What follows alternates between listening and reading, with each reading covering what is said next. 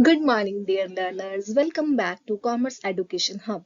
आज हम स्टडी करेंगे benefits and cost of the FDI, which is the topic that is taken from the unit 1 of business environment and international business. ये हमारा lecture second है। हमने previous lecture में हमने स्टडी करा था FDI and FPI and types of FDI. ठीक है, ये हमारे यूजीसी नेट का जो एग्जाम है उसकी यूनिट 1 है business environment and international business, उसका ये सेकेंड टॉपिक है और ये उस पे उसकी उनकी वीडियोस का ये हमारा सेकेंड लेक्चर है। Let's start with the introduction. Introduction में क्या है, सबसे पहले हमें पता होना चाहिए कि एफडीआई होती क्या है। एफडीआई का मतलब होता है कि जब भी कोई एक कंट्री किसी अनदर कंट्री में जाकर उनके बिजनेस ऑपरेशंस में इन्वेस्ट करती है just for the purpose of controlling that and कि वहां पे हमें वोटिंग राइट्स मिल जाए, वहां पे हम अपने बिजनेस ऑपरेशंस को कंट्रोल कर पाए, उसे हम बोलते हैं एफडीआई।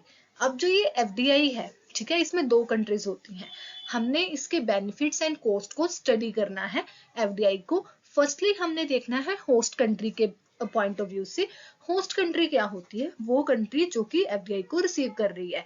एंड जो हमारी होम कंट्री होती है that is the source country, जो कि हमारी है एफडीआई को इन्वेस्ट कर रही है। फॉर एग्जाम्पल जो इंडिया है, मान लो इसको एफडीआई आ रही है यूएसए से या इसमें एफडीआई आ रही है चाइना से, तो इंडिया हमारी कौन सी कंट्री हो जाएगी? ये एफडीआई को रिसीव कर रही है तो वो हमारी होस्ट हो जाएगी। और जो कंट्री हमारी इंडिया में इन्वेस्ट कर रही है that is the home country, वो हम बोलेंगे कौन सी होगी? यूएसए या चाइना। ठीक है, अब इसके कुछ बेनिफिट्स हैं। दोनों ही कंट्रीज को कुछ बेनिफिट्स होते हैं, होस्ट कंट्री को भी होम कंट्री को भी। और दोनों ही कंट्रीज के कुछ ना कुछ कॉस्ट भी पड़ती है एफडीआई को इन्वेस्ट करने में और एफडीआई को रिसीव करने में। ठीक है, let's start with the benefits of the host country. Host country means receiving country, और हमने अपने केस में कौन सी रिसीविंग कंट्री ली है? That is the India. ठीक है, हम उसके एग्जांपल लेके चल रहे हैं। सबसे पहला जो बेनिफिट है हमारे पास that is the resource transfer effect. अब ये रिसोर्स ट्रांसफर इफेक्ट क्या होता है? जब भी एफडीआई हमारे पास आती है होस्ट इकोनॉमी को, सिर्फ और सिर्फ एफडीआई नहीं आती, उसके साथ एफडीआई की फॉर्म में कैपिटल भी आती है, होम कंट्री के टेक्नोलॉजी भी साथ में आती है और मैनेजमेंट स्किल्स भी आती है, जो कि होस्ट कंट्री को अदरवाइज अवेलेबल नहीं होगी अगर एफडीआई नहीं होगी। फॉर एग्जाम्पल यूएसए की किसी फर्म्स ने या मल्टीनेशनल एंटरप्राइज ने हमारे यहाँ पे इंडिया में इन्वेस्टमेंट करी है, नॉट ओनली द कैपिटल जो कि वो एफडीआई की फॉर्म में आएगी, but also the management skills and technology भी हमारी कंट्री में आएगी, जो कि हमारी कंट्री के पास ऑलरेडी अवेलेबल नहीं है। अब हम कैपिटल की अगर बात करें, बहुत सारी एमएनईज हैं जिसकी बहुत बड़ी बड़ी साइज में, लार्ज इन साइज होती है और जिनकी फाइनेंशियल स्ट्रेंथ भी अच्छी होती है। ऑब्वियसली हम ये कह सकते हैं होस्ट कंट्री के कुछ फर्म्स हैं जिनको वो कैपिटल ना मिले, बट एमएनईज जो होती है, मल्टीनेशनल एंटरप्राइजेस होती हैं, ये इतने बल्क साइजेस में होती है और इनकी फाइनेंशियल स्ट्रेंथ इतनी स्ट्रॉन्ग होती है कि ये इजिली वो कैपिटल को गेट कर पाती हैं। उसके बाद अगर हम बात करें ये फर्म जो है, अगर हम बात करें कैपिटल की, तो ये इनको इंटरनल सोर्सेज से नहीं मिले जाए, बट हम कह सकते हैं कि एमएनआईज की मार्केट में रेपुटेशन इतनी होती है कि ये मनी जो है कैपिटल मार्केट से इजीली बोरो कर पाती हैं। ठीक है, अगर हम बात करें टेक्नोलॉजी की, टेक्नोलॉजी जो है किसी भी कंट्री की इकोनॉमिक डेवलपमेंट के लिए इट इज वेरी इंपॉर्टेंट। बहुत सारी ऐसी कंट्रीज हैं जहाँ पे रिसर्च एंड डेवलपमेंट का काम नहीं होता। अगर हम इंडिया की बात करें, यूएसए का कंपैरिजन में इंडिया में भी जो एफडीआई टेक्नोलॉजी जो है वो कम है। ठीक है, that is why it is required कि इंडिया में ज्यादा से ज्यादा एफडीआई हो। Now India is progressing, but the fact is that कि we are just on the developing level. ठीक है, दैट इज वाई एफडीआई ज्यादा से ज्यादा चाहिए, ताकि जो है उनके एफडीआई के साथ साथ हमारे पास उनकी टेक्नोलॉजी भी आ पाए। उसके बाद हम बात करेंगे पर्टिकुलरली, मैंने जो टेक्नोलॉजी वाले पॉइंट की बात करी वो लेस डेवलप्ड कंट्रीज के लिए वेरी सुटेबल है।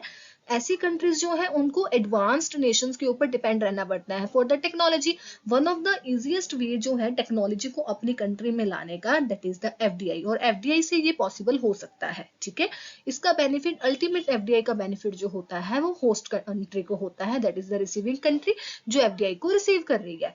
रिसर्च ने ये भी सपोर्ट करा है, बहुत सारी मल्टीनेशनल फर्म्स जो होती हैं वो अपनी सिग्निफिकेंट टेक्नोलॉजी को ट्रांसफर करती हैं जब भी वो किसी फॉरेन कंट्री में इन्वेस्ट करती हैं। फॉर एग्जांपल अगर यूएसए की कोई फ्रेंचाइजी इंडिया में आ रही है तो वो अपनी टेक्नोलॉजी को भी साथ में ही लेके आएगी, एज वेल एज एफडीआई तो लेके आएगी, इन्वेस्टमेंट तो होगी होगी, एज वेल एज उनकी टेक्नोलॉजी भी साथ में आएगी कि मेथड्स क्या है मैन्युफैक्चरिंग के या और भी जो टेक्नोलॉजीज जो है।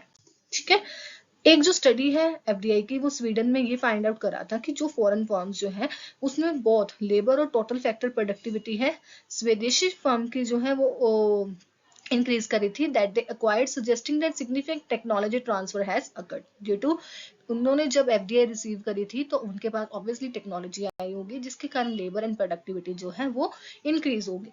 ठीक है, उसके बाद हमारे पास है फर्स्ट रिसोर्स ट्रांसफर इफेक्ट्स हो गए। उसके बाद जो है रिसोर्स ट्रांसफर इफेक्ट का मतलब था कि एफडीआई के साथ साथ और कौन कौन से रिसोर्सेज जो है वो हमारे पास आएंगे। अब है मैनेजमेंट स्किल, मैनेजमेंट स्किल्स भी आती हैं। मान लो कि फॉरेन किसी कंट्री की जो फॉरेन किसी कंट्री की फर्म ने हमारे इंडिया में इन्वेस्ट करा, या यूएसए के किसी फर्म ने हमारे इंडिया में इन्वेस्ट करा in the form of FDI जो हमारे इंडिया में आई है, उससे बहुत सारे इंपॉर्टेंट बेनिफिट्स होंगे मैनेजमेंट स्किल से रिलेटेड। कैसे? जो ये फॉरेन मैनेजर्स होते हैं ये ऑब्वियसली लेटेस्ट टेक्नोलॉजीज के साथ अपडेटेड होते हैं, इनकी ट्रेनिंग वैसे हुई होती है। ठीक है, जिससे कि अगर ये इनका फर्म जो है होस्ट कंट्री में आएंगे तो ऑब्वियसली फॉरेन मैनेजर्स भी आएंगे, जिससे कि वहां के ऑपरेशंस की जो एफिशिएंसी है वो इंक्रीज हो पाएगी। ठीक है, उसके बाद अगर हम बात करें स्पिन ऑफ इफेक्ट्स और ऑल्सो राइज, जहाँ पे वो क्या करते हैं लोकल पर्सनेल को भी ऐसे ट्रेन कर देते हैं जिससे उनकी जो ऑब्वियसली लोकल पर्सनेल जो है, जैसे कि इंडियन, मान लो इंडिया में एफडीआई आ रही है तो उनकी कोई फर्म है तो इंडियंस तो को भी उसको एम्प्लॉय करना पड़ेगा, एम्प्लॉयमेंट इफेक्ट भी होता है। ठीक है, तो उनको वो ऐसे ट्रेन करेंगी ताकि वो मैनेजरियल फाइनेंशियल पोजीशन के लिए कैपेबल हो पाए in the foreign MNEs. As you know, जो भी हमारे इंडिया में एमएनईज है, मल्टीनेशनल एंटरप्राइजेस है, मोस्ट ऑफ द इंडियंस ने पोस्ट जो है होल्ड करी हुई है क्योंकि वो कैपेबल है और एज वेल एज उनको ट्रेनिंग दी जाती है वो पोस्ट को ज्वाइन करने से पहले। Similar way, superior management skills of a foreign MNE stimulate the local supplier, distributor, competitors, उनको भी अपनी मैनेजमेंट स्किल इंप्रूव करनी पड़ेगी क्योंकि उन्होंने MNE से डील करना है, मल्टीनेशनल एंटरप्राइजेस से डील करना है। तो अल्टीमेट ये बेनिफिट ही होता है किसी भी होस्ट कंट्री के लिए एफडीआई का आना। अब हमारे पास है employment effect. As I have already told you that कि एम्प्लॉयमेंट कैसे इंक्रीज होती है। एम्प्लॉयमेंट का दोनों ही डायरेक्टली भी इंक्रीज होती है और इनडायरेक्टली भी। मान लो कोई भी फॉरेन एमएनईज ने हमारे इंडिया में जाके बिजनेस ऑपरेशन को स्टैब्लिश करा तो ऑब्वियसली होस्ट कंट्री के सिटीजन को वहां पे एम्प्लॉयमेंट मिलेगी। इनडायरेक्ट वे से कैसे जॉब्स इंक्रीज होती है, वहां के लोकल सप्लायर्स को भी जो है इन्वेस्टमेंट के बदले में, जब भी किसी भी कंट्री में इन्वेस्टमेंट करी जाती है ऑब्वियसली बिजनेस को एस्टैब्लिश करना, ऑपरेशंस को कैरी आउट करना, number of suppliers are needed for that, है ना, तो जॉब्स क्रिएट होंगी जिससे लोकल एम्प्लॉयज को भी है जो काफी ज्यादा फायदा होता है, लोकल सप्लायर्स को भी जो है फायदा होता है, जो भी उन चेन के साथ जो है उस मल्टीनेशनल एंटरप्राइजेस के साथ जो भी फर्म्स जो है जितने भी सप्लायर्स, वेंडर्स, कस्टमर्स जो है रिलेट करते हैं, वो सभी पर्सन्स को जो है होस्ट कंट्री में फायदा होता है जब भी एफडीआई आती है। When FDI take in the form of acquisition of, अगर मान लो ऑलरेडी established enterprise को होस्ट कंट्री में किसी फॉरेन, मान लो ग्रीनफील्ड इन्वेस्टमेंट नहीं करी, अपना न्यू ऑपरेशन आके यहाँ पे स्टैब्लिश नहीं करा होस्ट कंट्री में, यूएसए ने मान लो इंडिया में बिजनेस स्टैब्लिश करना है, किसी नई अपनी फर्म ने स्टैब्लिश करी, उसने ऑलरेडी इंडियन किसी फर्म को टेक ओवर कर लिया है। वहां पे क्या है इमीडिएट इफेक्ट में भी, इमीडिएट इफेक्ट में तो एम्प्लॉयमेंट रिड्यूस होगी क्योंकि उसने सारा का सारा अपना ऑपरेशन जो है वो रिस्ट्रक्चर करना है ताकि जो है ऑपरेशनल एफिशिएंसी जो है मेंटेन कर पाए। अब आता है balance of payment effect. Balance of payment का मतलब क्या होता है, जब भी हम पेमेंट्स या रिसिप्ट जो है अदर कंट्रीज से जो भी रिसीव करते हैं या पेमेंट करते हैं अदर कंट्रीज को, वो हमारा होता है बीओपी। वो होता है, इसमें क्या आता है, इसमें import and export of goods and services होती हैं। अब जब क्या लगता है गवर्नमेंट को हमारी कंट्री का जो बीओपी करंट अकाउंट का जो बैलेंस है वो डेफिसिट में है, एफडीआई जब आएगी तो एफडीआई आने से भी फायदा होता है। करंट अकाउंट का क्या काम होता है, export and import of goods and services इसने रिकॉर्ड करनी होती है। अब क्या है, टू वेज है जिसमें एफडीआई जो है हमारी कंट्री को हेल्प करती है कि वो अपने डिफिसिट बैलेंस को कैसे रिड्यूस कर पाए। डिफिसिट बैलेंस का मतलब क्या है, जब हमारी कंट्री के इंपोर्ट्स ज्यादा हैं और एक्सपोर्ट्स कम है, दैट मीन्स हमें पेमेंट ज्यादा करनी है और रिसीविंग कम करनी है। फर्स्टली जो एफडीआई होती है ये वो सभी जो हम चीजें इंपोर्ट करनी होती है, गुड्स एंड सर्विसेज जो हमने इंपोर्ट करनी होती है, उसका सब्स्टिट्यूट यहाँ भी हमारी होस्ट कंट्री में ही बना लें। इससे क्या होगा, हमारे इंपोर्ट्स कम हो जाएंगे और हमारे बैलेंस ऑफ पेमेंट का इफेक्ट भी जो है वो रिमूव हो जाएगा। ठीक है, डिफिसिट इफेक्ट जो है वो रिमूव हो जाएगा। अगर सेकंड जो हम पोटेंशियल बेनिफिट की बात करें, वो बेनिफिट हमें कौन सा है, जब एमएनए क्या करती है, अपनी ही फॉरेन सब्सिडरी को यूज करती है to export the goods and services.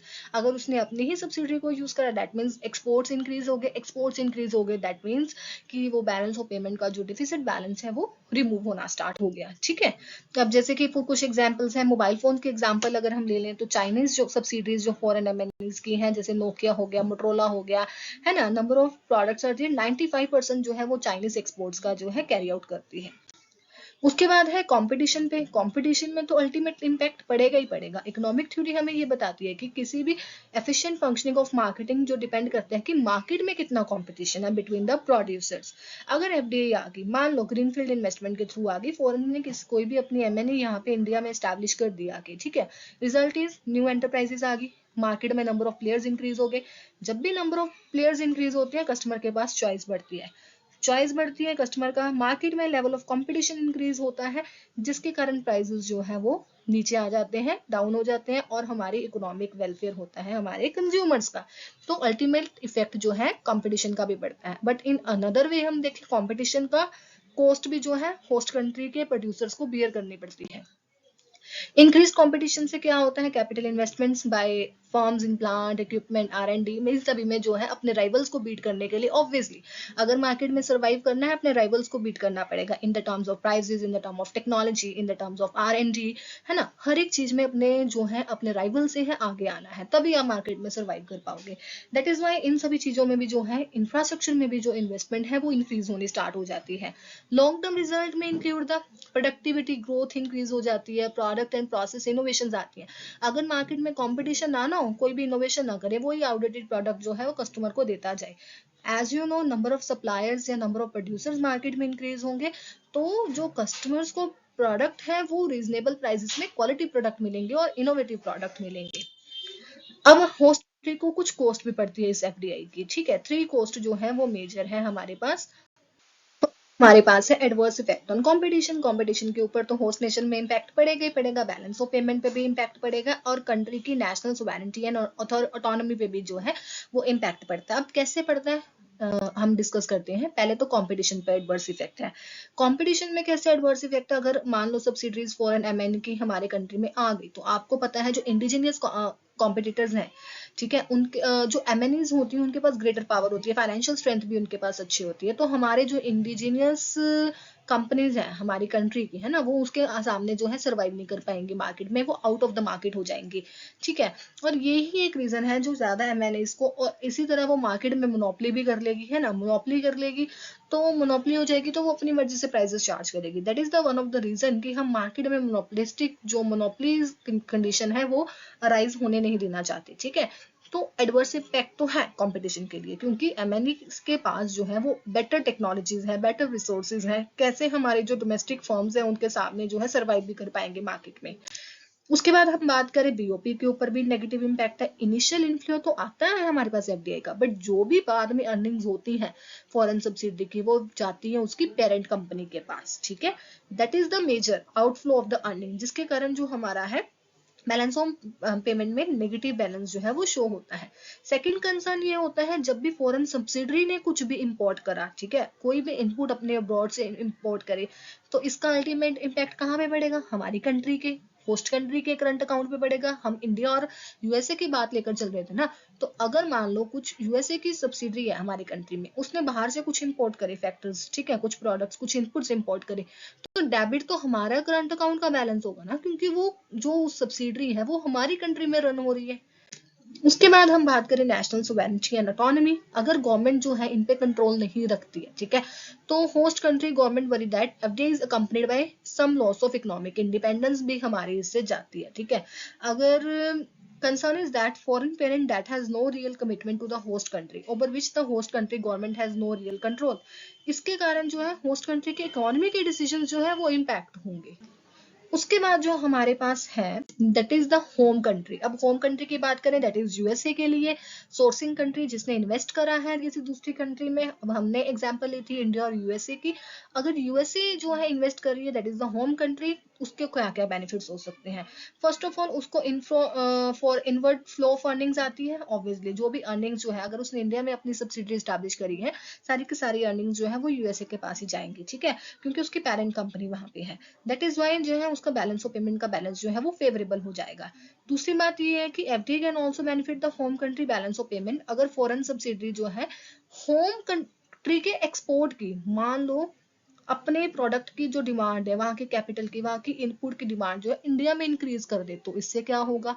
India का इंपोर्ट बढ़ेगा और फॉरेन कंट्री का एक्सपोर्ट बढ़ेगा, दैट इज यूएसए का एक्सपोर्ट बढ़ेगा। उनके लिए तो फेवरेबल बात है बैलेंस ऑफ पेमेंट के लिए। सेकेंड बेनिफिट जो होम कंट्री को होता है वो एम्प्लॉयमेंट इफेक्ट होता है। As a balance of payment, positive employment effect arise when the foreign subsidiary जब भी अपने प्रोडक्ट की डिमांड जो है होम कंट्री में इंक्रीज करती है, ठीक है। जब भी उनके प्रोडक्ट की डिमांड होम कंट्री में इंक्रीज होगी, तो नंबर ऑफ पर्सन भी तो चाहिए एम्प्लॉय करने के लिए जो उस प्रोडक्ट को बना सके, तो होम कंट्री में एम्प्लॉयमेंट भी इंक्रीज होगी। उसके बाद हमारे पास है थर्ड।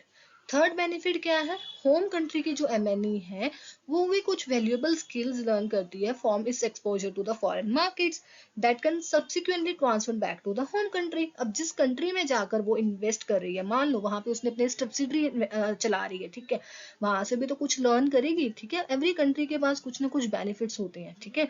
वहां पे रह के अपना बिजनेस लर्न करके, वहां पे बिजनेस रन करके वहां से भी तो कुछ लर्न करेगी, तो वो जो एक्सपर्टीज है, वो जो स्किल्स लर्न करेगी, वो ट्रांसफर बैक कर देगी अपनी होम कंट्री को, which is also benefit for the home country. अब हम होम कंट्री के लिए क्या कॉस्ट पड़ सकती है? मोस्ट इंपॉर्टेंट कंसर्न ये होता है बैलेंस ऑफ पेमेंट और एम्प्लॉयमेंट इफेक्ट का, ठीक है। अगर हम बात करें होम कंट्री के बैलेंस ऑफ पेमेंट भी जो है वो सफर करता है तीन वेज से। सबसे पहले जो है इनिशियल कैपिटल आउटफ्लो जो लगता है, ठीक है, इन्वेस्टमेंट करने में जो पैसा जाता है वो आउटफ्लो हो गया। दूसरी बात हमारे पास है current account of balance of payment suffer, जब is to serve the home country from a low cost of production location, जब हमें वहां पे लो कॉस्ट ऑफ प्रोडक्शन के बेसिस पे काम करना पड़ता है, तब भी जो है बैलेंस ऑफ पेमेंट वह सफर करता है। थर्डली उनका बैलेंस ऑफ पेमेंट तब सफर करता है जब जो उनकी एफडीआई है इन दैट फॉर्म है जो कि सब्सिट्यूट है उनके ही एक्सपोर्ट्स का, ठीक है। जब हमने पीछे बेनिफिट करा, जो होस्ट कंट्री के लिए बेनिफिट होता है ना, वो होम कंट्री के लिए कॉस्ट होती है ऑलवेज, क्योंकि अगर वो FDI in the form of उन प्रोडक्ट की फॉर्म में एफडीआई ले रही है जो कि वो इंपोर्ट करते थे, अब वो इंपोर्ट नहीं करेंगे, उनके लिए तो बेनिफिट हो गया, बट इनके लिए वो क्या होती है? कॉस्ट होती है। अब कंक्लूजन हम ये कह सकते हैं, बहुत सारे प्रेगमेटिक नेशनलिस्ट हैं जिन्होंने अपना व्यू दिया है, एफडीआई जो है बहुत उसके कुछ बेनिफिट्स भी है, उसकी कॉस्ट भी है। हम ये कह सकते हैं कि कोई भी अगर बेनिफिट आ रहा है, एफडीआई के बेनिफिट होस्ट कंट्री को ये हो सकते हैं, कैपिटल लेके आ रहा है, स्किल्स, टेक्नोलॉजी, जॉब्स, है ना, ये सारी, बट ये सभी बेनिफिट्स किसी ना किसी कॉस्ट के बदले में आते हैं। हम कहते हैं ना, कोई भी न्यू टेक्नोलॉजी आ रही है, उसके कुछ बेनिफिट्स है, कुछ हार्मफुल इफेक्ट्स भी है। ऐसे ही कोई भी चीज होती है, उसके बेनिफिट्स के साथ साथ कुछ कॉस्ट भी पड़ती है, जो कि किसी भी एक कंट्री को चुकानी पड़ती है। दोनों कंट्रीज को कुछ ना कुछ जो लॉसेस हैं, जो बेनिफिट्स और जो कॉस्ट है, वो बियर करने पड़ती है, ठीक है। When foreign company rather than a domestic company produces product, profit from that investment go abroad. And many countries जो है, बहुत सारी कंट्रीज जो ऐसी है, उसको कंसर्न रहता है कि फॉरेन ओन्ड मैन्युफैक्चरिंग प्लांट जो है मैं import many component from its home country, अगर वो अपनी होम कंट्री से उसको इंपोर्ट करने लगा, विच में has a negative implication for the host country. Obviously अगर वो इंपोर्ट करेगा कुछ इनपुट्स, उसके लिए तो वो अब्रॉड से ही आ रही है, हमारी जो होस्ट कंट्री है उसके लिए तो वो इम्पोर्ट ही है, तो इम्पोर्ट्स के क्या होता है, हमारा बीओपी का करंट अकाउंट जो है वो नेगेटिव में शो होता है। अगर ज्यादा इम्पोर्ट्स होंगे एक्सपोर्ट से, तो हमारा बीओपी जो का बैलेंस जो है वो डिफिसिट में जाएगा, that is the one of the reason, ठीक है। उसके बाद thank you, that's it from my side. Keep watching, keep learning, and subscribe my YouTube channel for more videos related to NTA UGC NET.